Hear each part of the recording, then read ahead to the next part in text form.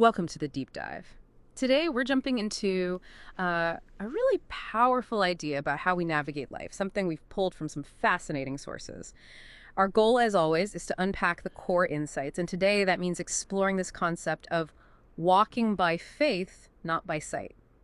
Now, this might sound spiritual, and it is rooted there, but the sources suggest it has, well, much broader implications for how we view our world. That's right. It's a concept that really pushes back against our usual ways of thinking about, success or security.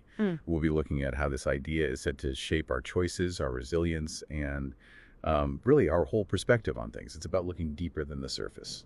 Okay, let's dig in. The sources start by talking about this very human thing, walking by sight. What does that mean, according to them? It seems to be about focusing on, well, the visible stuff, possessions, job titles, what other people think of us, prestige. And honestly, doesn't that feel pretty natural? Isn't it just common sense to measure how we're doing by these kinds of outward signs? It absolutely feels natural. But what's interesting is how the source immediately frames it as something that contradicts the very nature of faith. The idea is that walking by sight is all about the scene. The numbers in the bank, the applause, the logical outcome you can predict. And it stresses how tempting it is to just rely on those observable results for our sense of security. Right, the tangible stuff. So if that's walking by sight, what's the alternative presented? It shifts to walking by faith. And there's this key verse they bring up, 2 Corinthians 5:7.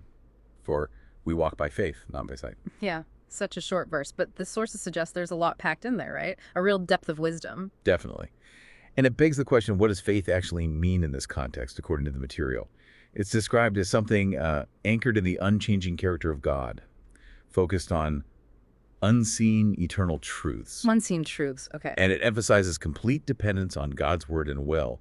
Critically, this applies even when circumstances are confusing, painful, or uncertain. So it's not just for when things are going well. It's actually for the tough time. Exactly. That's when it's supposedly most crucial, when the visible doesn't offer any comfort. The sources use some powerful examples to illustrate this, like biblical figures.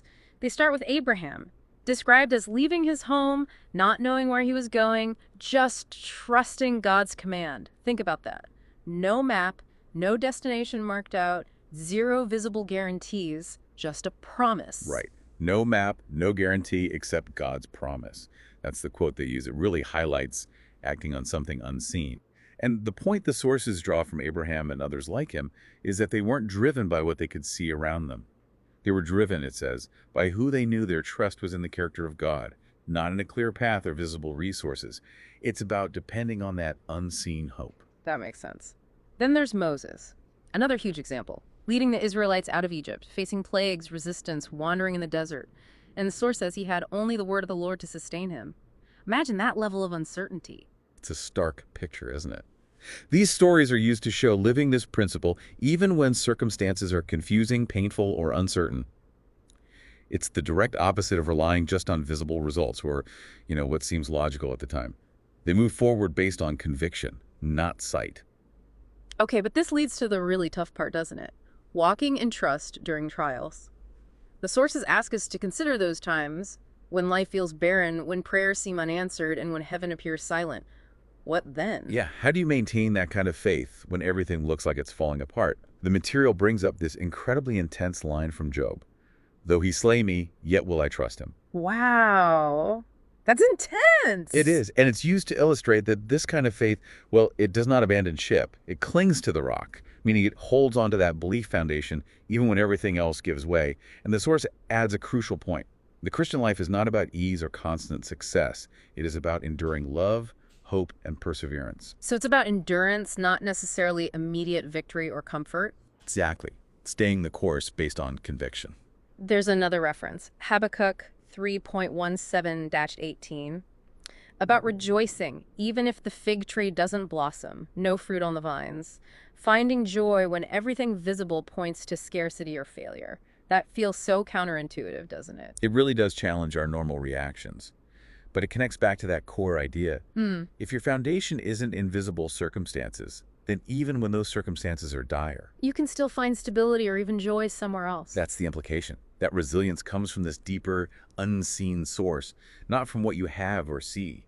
It allows for strength even when the external world is bleak. And finally, the sources point to Jesus as the ultimate example of this, saying, he lived by faith in his Father's will, even through the crucifixion, the mocking crowds, the darkness, when everything visible screamed failure. Right. And the argument connects his resurrection directly to this idea. It says the resurrection vindicated the path of faith once and for all. It's presented as the ultimate proof that trusting unseen truths, even through suffering and apparent defeat. Can lead to something greater, something unexpected. Precisely. It becomes the foundational demonstration of the whole principle, according to these authors. So wrapping this up for you, our listener, what's the takeaway message from these sources? It seems to be this. Do not be discouraged when what you see discourages you. Don't put all your confidence in visible outcomes. Instead, the call is to fix your heart on Jesus, or on those deeper, unseen truths, and let that guide your steps, not the shifting shadows of the world. And it leaves us with this final thought. For in the end, those who walk by faith will see more clearly than those who walk only by sight. Mm.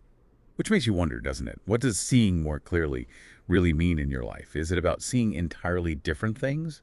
Or maybe seeing the same things, but, through a completely different lens, seeing them differently because of this deeper perspective? That's definitely something to chew on.